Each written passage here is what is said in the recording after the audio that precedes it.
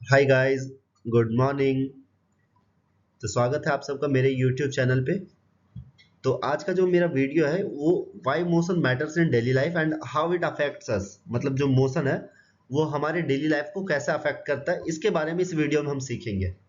आपने कभी सोचा है, ever wonder why, ever spilled your coffee when stopped too fast और nearly flew forward when the car brake down? मतलब जैसे कभी भी होता है कि हम कॉफी लेके भाग रहे हैं, तो कप तो हाथ में हम पकड़े हुए हैं, बट अचानक से कभी भी हम रुक जाते हैं तेजी से, तो वो जो कॉफी होता है वो कप से बाहर आ जाता है। ऐसा सोचा आपने कभी ये क्यों होता है? या फिर कभी आपने कार में बैठे होंगे, कार में बैठने के बाद वो अचानक से कभी भी ऐसा होता है, रेड सिग्नल या फिर कार के सामने कुछ आ गया तो अचानक से ब्रेक लगता है, और वो अचानक से ब्रेक लगने के बाद आप कार में आगे की ओर जाते हैं। ऐसा क्यों होता है, कभी आपने सोचा है? तो चलिए आज की वीडियो में हम यही सीखेंगे।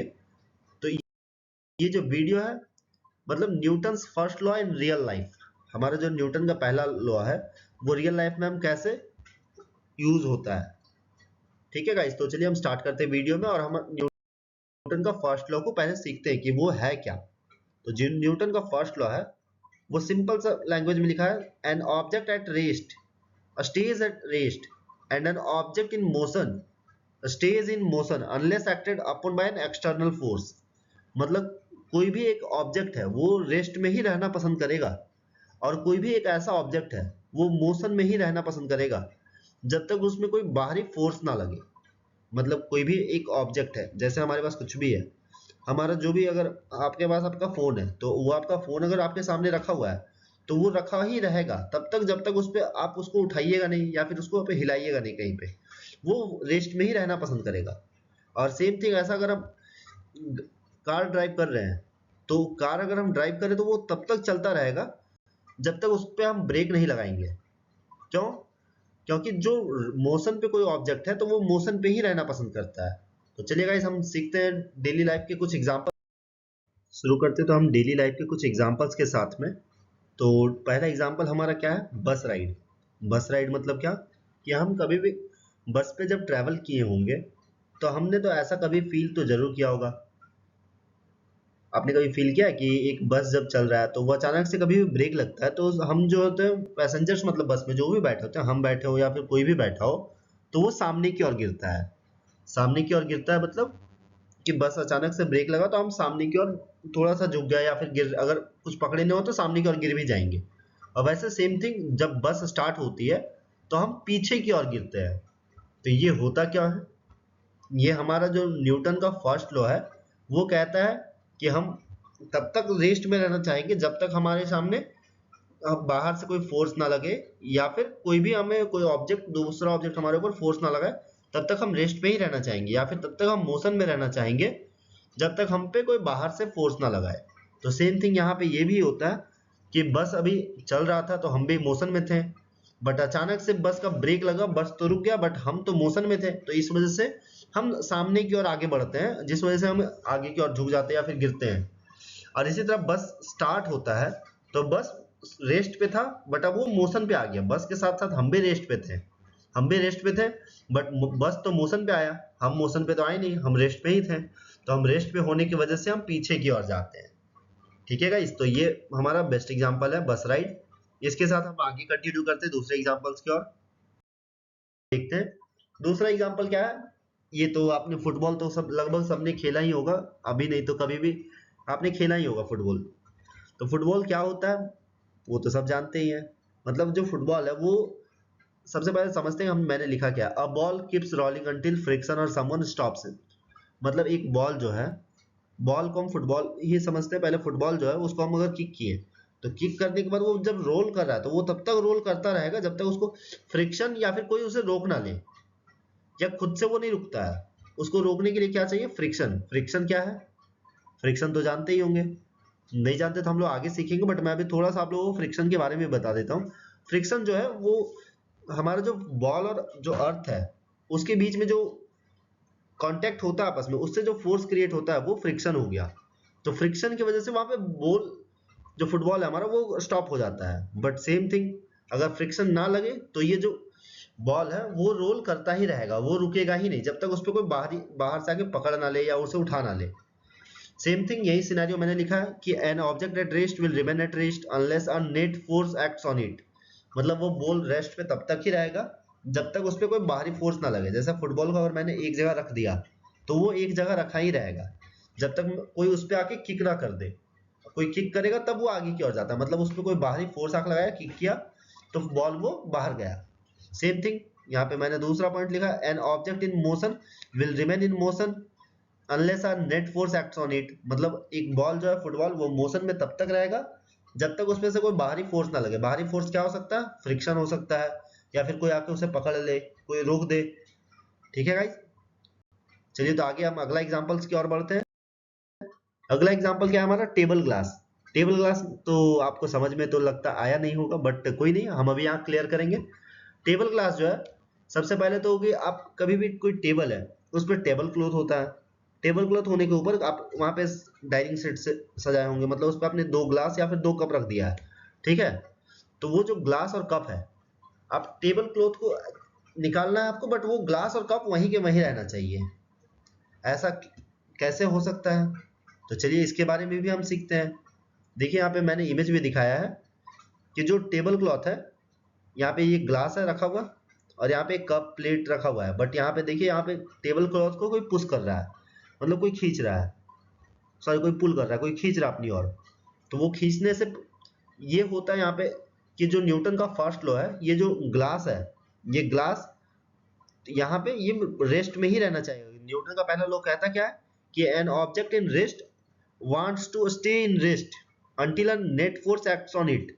मतलब उस पर कोई भी बाहरी फोर्स आके ना जब तक नहीं लगेगा तब तक वो रेस्ट पे ही रहेगा। तो सेम थिंग यहाँ पे यही होगा। जैसे यहाँ पे ये जो टेबल क्लॉथ खींचा जा रहा है, टेबल क्लॉथ खींचने से ये होगा कि ये जो टेबल क्लॉथ है इस पे जो फोर्स लग रहा है, अगर हम इसको झटके से खींचते हैं तो टेबल क्लॉथ बाहर आ जाएगा, बट जो ग्लास है, प्लेट है, कप है, वो सब वहीं पे रह जाएगा। यही हो गया हमारा टेबल ग्लास का एग्जाम्पल। ये भी हमारा डेली लाइफ में आप कभी ट्राई करके भी देख सकते हैं अपने घर में। ठीक है, चलिए हम अगला एग्जाम्पल की ओर बढ़ते हैं। हमारा अगला एग्जाम्पल क्या है, कार का सीट बेल्ट। कार का सीट बेल्ट मतलब, seat belt save life because your body wants to keep moving when the car stop suddenly. आप गाड़ी में बैठे हैं, गाड़ी ड्राइव हो रहा है, बट अचानक से कोई बच्चा आ गया सामने और आपका जो गाड़ी है उस पर अचानक से आपने ब्रेक लगाया। आपने ब्रेक लगाया, ब्रेक लगाते ही आप आगे की ओर गिरे, आगे की ओर गिरे, सामने की ओर, जैसा कि मैंने पिछले बस वाले एग्जांपल में देखा था। ऐसे सेम सिनेरियो ऐसे कार वाले सिनेरियो में भी हो रहा है। हम आगे की ओर गिरे, बट अचानक से आगे की ओर जो गिरे ब्रेक लगाने की वजह से, अगर हम वहां पे अगर सीट बेल्ट नहीं पहने होते तो हम सामने टकरा भी सकते थे। तो सेम थिंग ये सीट बेल्ट जो होता है हमें वो रोकता है। मतलब ये लॉ ऑफ इनर्शिया है। न्यूटन का फर्स्ट लॉ को हम लोग क्या कहते हैं, लॉ ऑफ इनर्शिया। इनको 2 नाम से जानते हैं हम लोग, एक न्यूटन फर्स्ट लॉ और एंड लॉ ऑफ इनर्शिया। दोनों सेम चीज है कि मतलब कोई भी ऑब्जेक्ट रेस्ट में ही रहना चाहेगा या फिर कोई भी ऑब्जेक्ट मोशन में रहना चाहिए तब तक जब तक उस पर कोई बाहरी फोर्स आके ना लगे, बाहरी बल आके ना लगे उस पर। तो सेम थिंग यहाँ पे seat belt save lifes because your body wants to keep moving when the car stop suddenly. आपका जो बॉडी है कार के अंदर, आप जब मूव कर रहे थे कार के साथ में, तो वो आपका जो बॉडी है वो तो मूव करना ही चाहेगा, वो बॉडी आपका मूव करना चाहेगा, बट कार का आपने जब ब्रेक लगाया उसकी वजह से आपका बॉडी आगे की ओर जाएगा, आगे की ओर जाएगा, जिससे आपका सीट बेल्ट जो होता है वो आपको पकड़ के रखता है और आप आगे गिरने से बचते हैं। आप आगे अपने डैशबोर्ड पे या जो आपका गाड़ी का स्टेयरिंग है, व्हील, स्टेयरिंग व्हील जो है उस पर आप टकराने से बच जाते हैं। ठीक है गाइज, चलिए तो अगला एग्जांपल देखते हैं कुछ फन के साथ में। फन क्या है हमारा कि एक कॉइन है, हमने एक कॉइन लिया। सबसे पहले तो इसके लिए हमें 3 चीजों का जरूरत पड़ेगा। एक कॉइन चाहिए हमें, क्या चाहिए हमें, एक कॉइन, एक कार्ड चाहिए और एक कप चाहिए। क्या क्या चाहिए हमें, एक कॉइन, एक कार्ड और एक कप। ये तीनों अगर हमारे पास है तो हम सबसे पहले नीचे ग्लास कप को रखेंगे, कप या ग्लास कुछ भी चलेगा। उसके ऊपर हम कार्ड को रख देंगे और उस कार्ड के ऊपर बीच में हम एक कॉइन रखेंगे। अ coin rest on a card which is placed on top of a cup. मतलब कप के ऊपर हमारा क्या रहेगा, कार्ड, कार्ड के ऊपर हमारा कॉइन। उसके बाद से हमें करना क्या है, when the card is quickly flicked horizontally without tilting the coin due to its inertia tends to remain in a state of rest। मतलब इस लाइन पे लिखा क्या है ये समझते हैं कि कार जो है हम उसको क्विकली फ्लिक करेंगे, मतलब वहां से तुरंत हॉरिजॉन्टली निकालेंगे, मतलब जिस तरह से रखा हुआ था उसी में सिर्फ हम सामने खींचेंगे, जैसे टेबल क्लॉथ वाले एग्जांपल पे था, हम उसी तरह सामने से ऐसे खींच लेंगे। दिख रहा है यहाँ पे, इमेज पे दिख रहा होगा आपको कि कैसे कॉइन है यहाँ पे रखा हुआ, ग्लास कैसे रखा हुआ और बीच में कार्ड कैसे है। तो सेम थिंग हम कार्ड को खींचेंगे अपनी साइड से, तो हमें रिजल्ट क्या मिलेगा कि कार्ड तो बाहर आ जाएगा, लेकिन जो कॉइन है, ये जो मेरा कॉइन है, ये कॉइन क्या होगा, कॉइन हमारा नीचे की ओर जाएगा, किसमें, ग्लास की ओर। ये कार्ड के साथ में बाहर नहीं आएगा, क्यों, क्योंकि ये जो लॉ ऑफ इनर्शिया है उसके हिसाब से वो रेस्ट में ही रहना पसंद करेगा, क्योंकि वो रेस्ट पे था, फोर्स जो लगा वो मेरा कार्ड पे लगा है, तो कार्ड पे लगने की वजह से वो कार्ड तो बाहर आ जाएगा, बट कॉइन पे तो लगा नहीं था, तो कॉइन जो है मेरा वो सीधा ग्लास के अंदर जाएगा। कहाँ जाएगा हमारा कॉइन, ग्लास के अंदर। ठीक है गाइस, यहाँ तो समझ में आ गया सबको। चलिए गाइस, तो हम अब इस वीडियो का एक क्विक रिकैप करते हैं, मतलब 1 मिनट में पूरा जो वीडियो में हमारा था 10 मिनट का, उसे हम 1 मिनट में देख लेते हैं कि हमने इस वीडियो पे सीखा क्या है। ठीक है गाइस, तो सबसे पहले तो हमने सीखा है न्यूटन का फर्स्ट लॉ। न्यूटन का फर्स्ट लॉ क्या है, object resist changes in their motion, मतलब ऑब्जेक्ट जो है वो अपने मोशन के बदलाव को रोकता है। वो रेस्ट पे है तो वो रेस्ट पे ही रहना चाहेगा, या फिर मोशन में तो वो मोशन में ही रहना चाहेगा। एग्जाम्पल है हमारे पास क्या, बस का है, फुटबॉल का है, टेबल क्लॉथ, सीट बेल्ट। इसके साथ में मैंने यहाँ पे लिखा है न्यूटन का फर्स्ट लॉ क्या है of motion, Newton first law of motion, ये सेम थिंग आप यहाँ पे पढ़ सकते हैं। A body at rest will remain at rest and a body in motion will continue moving at a constant velocity in a straight line unless acted upon by a net external force। मैंने अच्छे से इसको explain किया पीछे, आप पूरा video देखिएगा।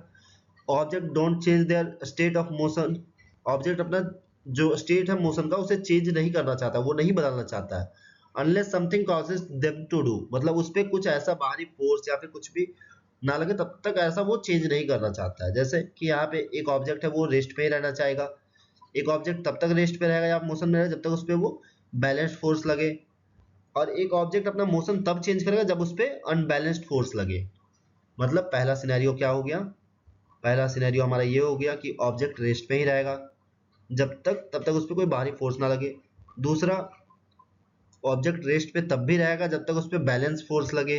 Balance force कहने का मतलब कि हम उस पर इतना फोर्स लगा रहे हैं कि दोनों साइड से वो बैलेंस हो जा रहा है। तीसरा सिनेरियो क्या है हमारे पास कि ऑब्जेक्ट अपना मोशन चेंज करेगा, कब चेंज करेगा, जब उसके पास अनबैलेंस्ड फोर्स लगेगा। अपना मोशन भी चेंज करेगा, मतलब स्पीड भी चेंज कर सकता है और डायरेक्शन भी, अगर ऑपोजिट डायरेक्शन पे लगा रहे हैं तो वो अपना डायरेक्शन भी चेंज कर लेगा। ठीक है गाइज, ये हमारा क्विक रिकैप हो गया इस पूरे वीडियो का। ठीक है गाइज, तो उम्मीद करते हैं कि आपको मेरा वीडियो पसंद आया होगा और आप सबको न्यूटन का फर्स्ट लॉ भी अच्छे से समझ में आ गया होगा।